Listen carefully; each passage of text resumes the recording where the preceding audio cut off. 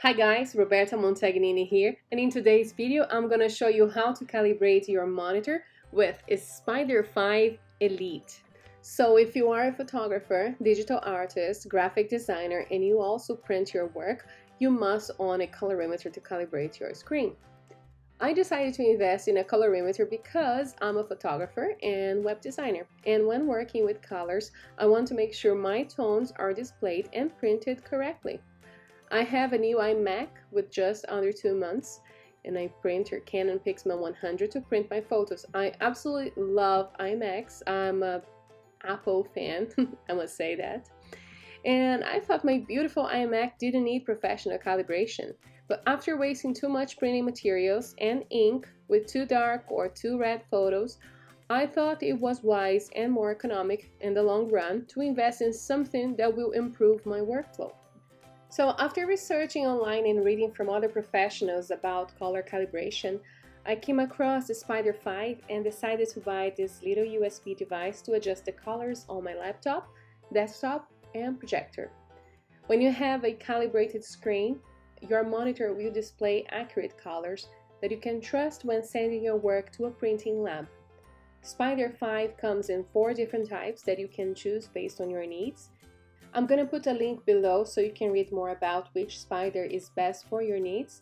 This video is not sponsored and I purchased Spyder5 Elite on Amazon. So without any further ado, I'd like to show you the step-by-step on how to calibrate your screen using Spyder5 Elite. So now you just open this Spyder5 Elite and it should have a screen like this. Make sure you select the right device you're using. I'm using a desktop, so I have that one clicked. And I'll go next. On the make and model, you just make sure the options match your device. I'm using a Mac and my computer is an iMac, and I click next. On the calibration settings, you can choose the calibration settings you'd like to perform. So you can recalibrate your display, you can check the accuracy of your current calibration, or you can do a full calibration of your display. I would do a full calibration because I just like doing it from scratch every time. Before you go on that route, you need to make sure your display, your system preferences, you need to go to the display first, color, and make sure the display profile is the one that comes, factory setting. So my factory setting one is called iMac. So I'll just click that one, making sure I'm not using any other calibration, and I just click that, it's fine. I'm now using the iMac.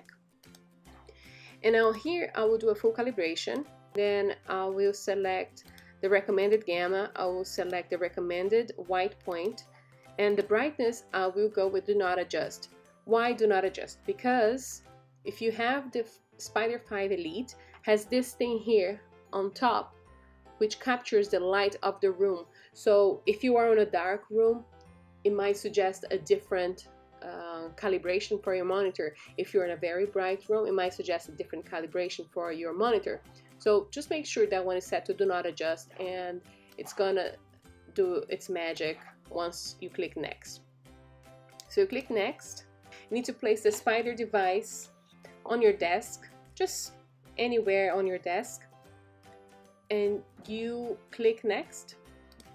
This will allow the machine to capture the necessary light for your environment. And you click next, you accept the recommended settings. I wouldn't go anything crazier, like keep the settings as you selected. No, just go as recommended and click next.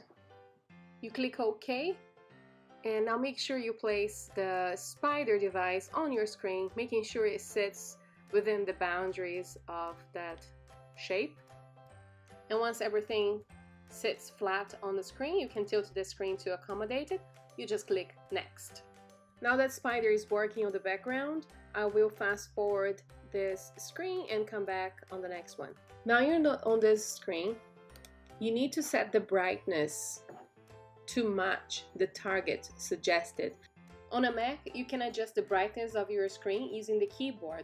Just make sure you either go high or low to try and get as close as possible from the target value as requested by Spyder. So as you can see, I can't get a close match to 180.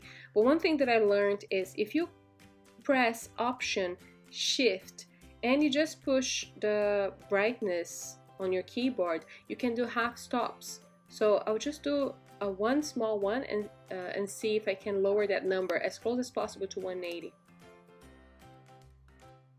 I don't think I can get any lower than that. So I'm happy with 181. That's it. Just click continue and move on to the next page. This is the last step and can take quite a few minutes. Last time I did, it took about 15 minutes, so I'll just fast forward this to make it quicker.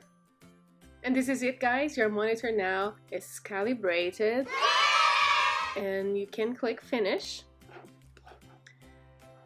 You can save a profile for your color calibration, so I'll name here, and I'll just put like a night light on, so I know I calibrated this in the night and the light is on. Now that your monitor is calibrated, you can just pick a name for it. I chose my Apple iMac Spyder-Night Light On because it's nighttime and my light in the room is on. I want my calibration reminder to be within a month. So in a month time, I will receive a notification on my desktop telling me to recalibrate, and that should be good. Now I'll just save like this. Congratulations, well done. And you click next and you're good to go now. Now that everything is calibrated, you can check how your screen was before the calibration. So all you do is just click right here and you do a full screen. Just click OK. And now you're looking at the calibrated view. And if you click the space bar on your keyboard, you will see the uncalibrated. So you can see there's a lot of difference on the reds. The reds are very different. You can check like red tones here. And this makes an enormous difference when you're printing your work. You want your colors to be exact all the time. And if you're doing something bright red and you're getting something orange, that's not right. So this is good. You just right click, you click again to go back to the screen, and you can check an image of yours as well to see how it was before the conversion. So here on the desktop, I'll just pick an image. I can see this one. Now I'll see this image, my image, and see how it would look, how it used to look uncalibrated and calibrated. You can see it's a little bit more orange than it was. So I wanted the image to look more pale, but because the monitor was not calibrated, it was showing orange. So when I printed this will look really orange and red and not exactly what I want. So I'll have to re-edit this image to show the colors that I truly want. And now with a calibrated monitor, I can do that. And that's it, guys. I hope you liked this video. If you did, please give it a thumbs up. Don't forget to share and subscribe. And if you have any suggestions that you'd like to see me reviewing, please let me know in the description below. And if for any reason you didn't like this video, let me know so I can do better. All right, you guys take care, and I'll see you guys next time. Bye now.